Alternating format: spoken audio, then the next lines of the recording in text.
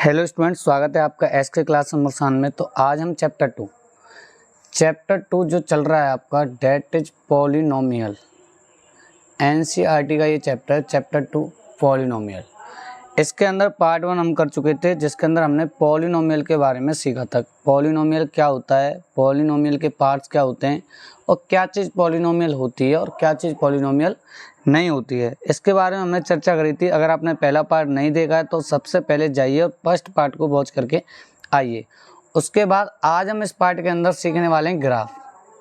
जैसे आपकी जो एक्सरसाइज 2.1 है उसमें ग्राफ से रिलेटेड भी क्वेश्चन दे रखे हैं। यकीन मानिए बहुत ही ज़्यादा आसान क्वेश्चन होते हैं, कुछ ज़्यादा खास है नहीं। अभी 1 मिनट में डिस्कस कर लेंगे ग्राफ को। उसके बाद ग्राफ के बाद हम डिस्कस करेंगे कि जीरोज और आपके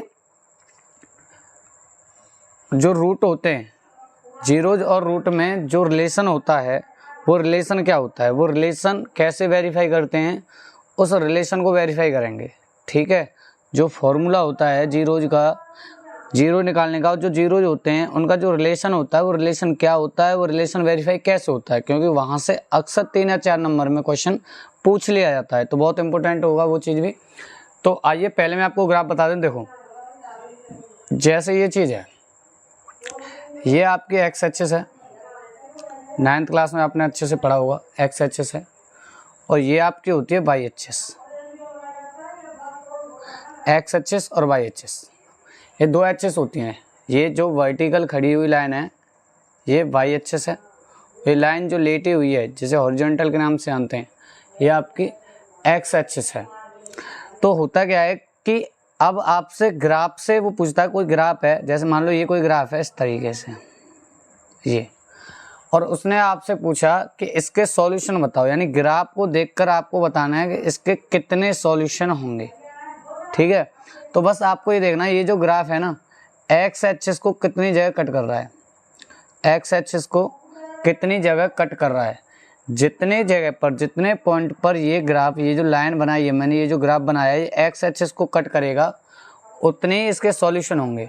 तो इस, मान लो ये क्वेश्चन है, तो इस वाले क्वेश्चन के कितने सॉल्यूशन होंगे, इसके सॉल्यूशन होंगे 3 सॉल्यूशन आएंगे इस ग्राफ के, क्योंकि ये एक्स एक्सिस को 3 जगह कट कर रहा है। क्लियर है। सॉल्यूशन जो होते हैं वो डिपेंड करते हैं आपके ग्राफ पर। जैसे मान लो मैं एक और ग्राफ बना लेता हूँ, थोड़ा समझने की कोशिश करना। और मैंने ये ग्राफ बना दिया मान लो इस तरीके से। अब मैंने पूछ लिया कि इसके सॉल्यूशन बताओ कितने होंगे।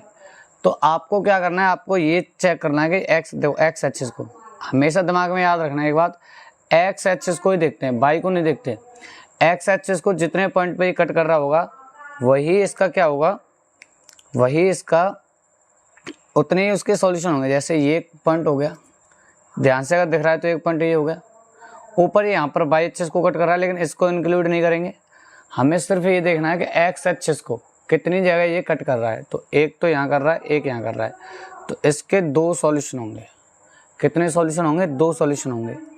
आइए कुछ एग्जाम्पल से और समझते हैं, और एक और ग्राफ बनाता हूँ मैं। जैसे मैंने ये ग्राफ बनाया और ये इस तरीके से बनाया।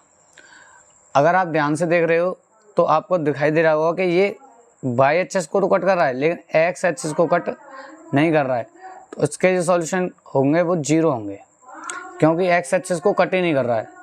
ये एक्स एक्सिस को ग्राफ कट ही नहीं कर रहा है। ये जो ग्राफ होता है एक्स एक्सिस को जब कट नहीं कर रहा है तो 0, जो इसके सॉल्यूशन होंगे वो 0 होंगे, कोई सॉल्यूशन नहीं आएगा इसका। यानी ग्राफ एक्स एक्सिस को जितनी जगह कट करता है वो उसके सॉल्यूशन होते हैं। अब इस वाले ग्राफ का आंसर आप कमेंट बॉक्स में बताओगे। मैं ग्राफ बना रहा हूँ, ग्राफ कुछ इस तरीके से है। इसका बताना है आपको इस वाले ग्राफ के कितने सॉल्यूशन होंगे। ये आपको क्या करना है, कमेंट बॉक्स में इसका आंसर देना है। ठीक है, कमेंट बॉक्स में इसका आंसर देना है। तो ऐसी आशा करता हूँ ग्राफ जैसी चीज़, ग्राफ का जो कॉन्सेप्ट है वो क्लियर हुआ होगा। आइए नेक्स्ट कॉन्सेप्ट पे चलते हैं, नेक्स्ट स्लाइड में। तो आइए स्टूडेंट देखते हैं। देखिए, मैं पहले एक क्वेश्चन लेता हूँ, उसके बाद हम जीरोज और कोफिशिएंट का जो रिलेशन होता है उसे वेरीफाई कर पाएंगे। जैसे अगर मैं एक क्वेश्चन लेता हूँ और क्वेश्चन है आपका x² + 4x + 3, ये आपका कोई पॉलिनोमियल है। अब करना क्या है, आपको रिलेशन वेरीफाई करना है। तो पहले मैं आपको बताऊं, जिसके इस क्वेश्चन से जब आप रूट निकालोगे, इस वाले के जब आप रूट निकालने बैठोगे तो क्या होगा कि इसके अगर एक क्वाड्रेटिक पॉलिनोमियल है, अगर इसकी पावर 2 है तो क्वाड्रेटिक पॉलिनोमियल होगा। पहले वाले जो पार्ट है इस चैप्टर का, उसमें मैंने ये चीज़ तो बताई थी आपको कि जिसकी पावर 2 होती है वो क्वाड्रेटिक पॉलिनोमियल होता है। अब पावर पे डिपेंड करता है कि इसके सॉल्यूशन कितने आएंगे। तो इसके जो सॉल्यूशन आएंगे वो 2 आएंगे। इस इक्वेशन के जो सॉल्यूशन आएंगे वो 2 आएंगे, क्योंकि ये क्वाड्रेटिक पॉलिनोमियल है। अब जैसे 9th क्लास की तरह अगर आप करना चाहो, पहले इसके रूट निकाल लो, ठीक है। अच्छा देखो, उस चीज़ को भी बाद में करेंगे, पहले एक और चीज़ समझो कि इसके जो 2 रूट आएंगे, इसके जो 2 रूट आएंगे, रूट मीन्स होता है आपका जीरोज, ठीक है, या सॉल्यूशन भी कहते हैं। रूट निकालने का मतलब है जीरो ही निकालना। तो एक क्वाड्रेटिक पॉलिनोमियल है, सॉरी, ये क्वाड्रेटिक पॉलिनोमियल है। तो क्या होगा, इसके जो जीरो जाएंगे वो 2 आएंगे, ठीक है, 2 जीरो जाएंगे, जिनका नाम अल्फ़ा कॉमा बीटा होगा। ध्यान से समझना। अच्छा, ये अल्फ़ा और बीटा ये नए नाम सुने तुमने अब तक, तो ये जो नए नाम हैं, अल्फ़ा मीन्स होता है इस इक्वेशन का या फिर इस क्वाड्रेटिक पॉलिनोमियल के 2 रूट या 2 जीरो जाएंगे। तो एक को हम मान के चल रहे हैं अल्फ़ा आएगा, एक को मान के चल रहे हैं बीटा। अल्फ़ा और बीटा कोई अलग चीज़ नहीं है। अल्फ़ा और बीटा मीन्स ये एक सिंबल है किसको, जीरो को रिप्रेजेंट करने के। ये दर्शाते हैं कि आपके जो शून्यांक है। अच्छा, मैं थोड़ा सा बता देता हूँ एक बार हिंदी में भी। जो आपके जीरो होते हैं उन्हें शून्यांक कहते हैं। हिंदी में क्या बोला जाता है, शून्यांक, ठीक है। तो मान लिया कि इस वाले क्वाड्रेटिक पॉलिनोमियल का जो जीरोज हैं, जो शून्यांक हैं, वो अल्फ़ा और बीटा हैं। एक अल्फ़ा है, दूसरा बीटा, ऐसा मान लिया। ये सिंबल है, ये दर्शा रहा है और कुछ नहीं है। ये बताता है कि शून्यांक हैं, एक अल्फ़ा है, दूसरा बीटा है। उनका जो शून्यांक हैं, जो जीरोज हैं, उनका नाम दिया गया है अल्फ़ा और बीटा। आई होप के क्लियर होगा। तो अब क्या है, कोएफिशिएंट का और जीरोज का रिलेशन क्या होता है। जैसे मान लो इस वाले क्वाड्रेटिक पॉलिनोमियल का अगर मैं बात करूं कि जो अल्फ़ा और बीटा हैं, तो अल्फ़ा प्लस बीटा जो निकलेगा वो होता है माइनस के b/a, ठीक है। क्या होता है, माइनस के b/a। माइनस के b/a मतलब b होता है आपका कोएफिशिएंट ऑफ x। जो x के साथ मल्टीप्लाई कर रहा होता है वो माइनस b होता है, यानी b की वैल्यू होती है जो x के साथ मल्टीप्लाई कर रही है वो चीज़। और a होता है कोएफिशिएंट ऑफ x स्क्वायर। जो चीज़ x स्क्वायर के साथ मल्टीप्लाई कर रही हो, जैसे यहाँ कुछ नहीं है तो 1 होगा, वो होता है आपका a। तो जब तुम इन जीरोज को अल्फ़ा प्लस बीटा को जोड़ोगे, यानी इनका सम करोगे, इनको आप सम ऑफ जीरोज भी तो बोल सकते हो, सम ऑफ जीरोज। ध्यान से सुनिएगा, सम ऑफ जीरो जो होता है कोएफिशिएंट के आधार पे देखा जाए तो ये होता है माइनस के b/a। यानी इसके जो आपके जीरो निकलेंगे उनको आप जोड़ के जो आंसर लाओगे वो माइनस के b/a करके भी आ जाएगा। b मतलब x का कोएफिशिएंट और a मतलब x स्क्वायर का कोएफिशिएंट। इस चीज़ को हमेशा याद रखना कि b जो होता है वो कोएफिशिएंट ऑफ x होता है, हिंदी में से गुणांक कहते हैं। जो x का गुणांक है वो b है और जो x स्क्वायर का गुणांक है वो a है, ठीक है। तो अगर आप सम ऑफ जीरो ही निकालोगे, सम ऑफ जीरो, तो माइनस के b/a होता है। और अगर आप अल्फ़ा बीटा निकालोगे, जैसे हम प्रोडक्ट के नाम से जानते हैं, प्रोडक्ट मतलब मल्टीप्लाई, ठीक है, गुणनफल। प्रोडक्ट ऑफ जीरोज होता है आपका, ये होता है आपका c/a। क्या होता है, c/a होता है आपका प्रोडक्ट ऑफ जीरोज, यानी अल्फ़ा डॉट बीटा, डॉट मतलब मल्टीप्लाई, तो अल्फ़ा बीटा c/a। अब c क्या है, ये भी आपका कोएफिशिएंट, c तो आपका कांस्टेंट टर्म है, c तो आपका कांस्टेंट टर्म है, यहाँ देखना ध्यान से। और a आपका कोएफिशिएंट ऑफ x स्क्वायर है, ठीक है। आई होप क्लियर हुआ होगा।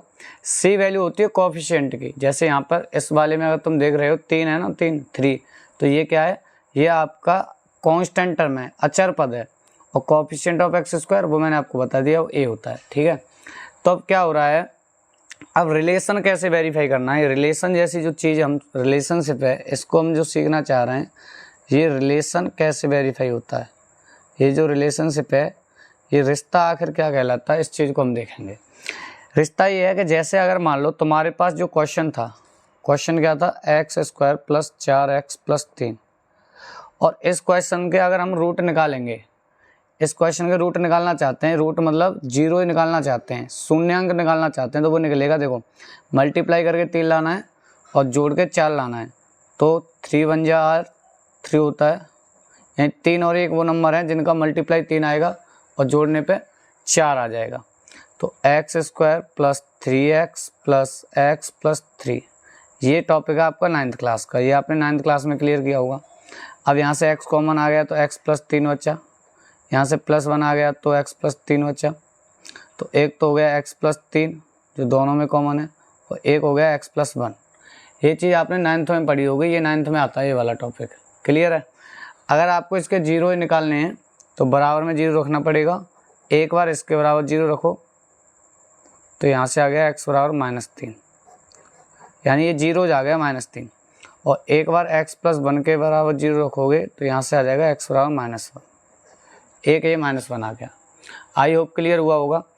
अब ये जीरोज हैं, अब डायरेक्ट कैसे होगा कि आपको जीरोज का अगर सम निकालना, ये अल्फ़ा और बीटा है, अल्फ़ा की वैल्यू है -3 और बीटा की वैल्यू है -1, ये अल्फ़ा और बीटा है, ये जीरो जो तुमने निकाले हैं इस क्वाड्रेटिक पॉलिनोमियल के, अल्फ़ा और बीटा है, एक तो -3 है, एक -1 है। रिलेशन वेरीफाई ऐसे करना, ध्यान से देखना कि अगर तुम अल्फ़ा + बीटा डायरेक्ट करो, यानी जो आपके अल्फ़ा और बीटा आए हैं निकल के, क्या निकल के आए हैं, -3 और -1, तो वो निकालो, -3 प्लस करोगे -1 तो यह रहेगा -4, यानी अगर हमने जीरोज को ऐड किया है तो -4 आ रहा है। और रिलेशन क्या कहता है, रिलेशन डायरेक्ट वाला क्या था, सम ऑफ जीरोज क्या होता है, -b/a, यानी अल्फ़ा + बीटा कोफिशिएंट के अकॉर्डिंग -b/a होता है। b वैल्यू है कोफिशिएंट ऑफ x, यानी कि 4, यहाँ माइनस लगा हुआ है तो -4 आ जाएगा, और अपॉन में a मतलब a तो x² का कोफिशिएंट होता है, a मतलब 1, तो 1 आ गया, तो ये क्या आ गया, -4। अब आप एक चीज़ नोटिस करो कि जब हमने जीरोज को डायरेक्ट ऐड किया, -3 और -1 को ऐड किया तो -4 आया, क्लियर है। और जब हमने इसके कोफिशिएंट के अकॉर्डिंग फॉर्मूले से किया अल्फ़ा + बीटा, तो -b/a किया तब भी -4 आया।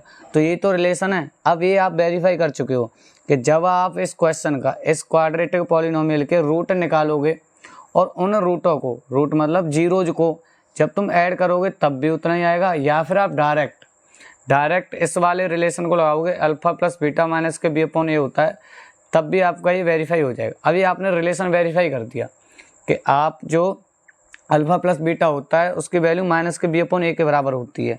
अब आप जीरो निकाल लो तब प्लस कर लो, चाहे डायरेक्ट -b/a कर दो, ये दोनों बराबर आएंगे, यही आपका रिलेशन होता है।